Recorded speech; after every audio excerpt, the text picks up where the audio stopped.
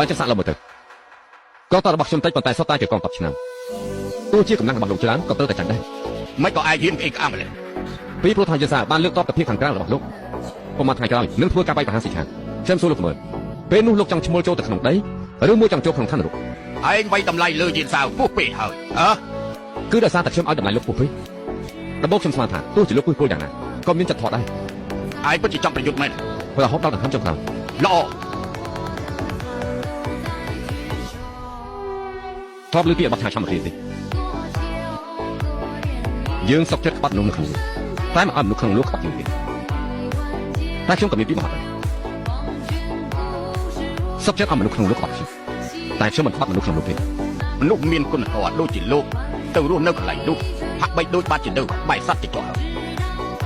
ខ្ញុំសូមនិយាយតាមត្រង់ចិត្តការពិតលីពូមានចិត្តបុគ្គលណាស់តែលោកប្រៀបដូចជានាគរីប៉ុន្តែបើសិនជាខ្ញុំនៅក្បែរចិញ្ចោះប្រសើរជានៅតែនេះលោកគួរតែដឹងឲ្យច្បាស់ទឹកដីធ្វើបាត់ថាធំធេងតែគេទាំងអស់គ្នាមិនអាចឈរជើងនៅលើទឹកដីបាន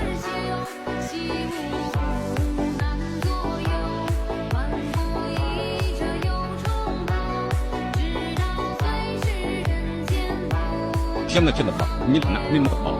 គឺត្បាញ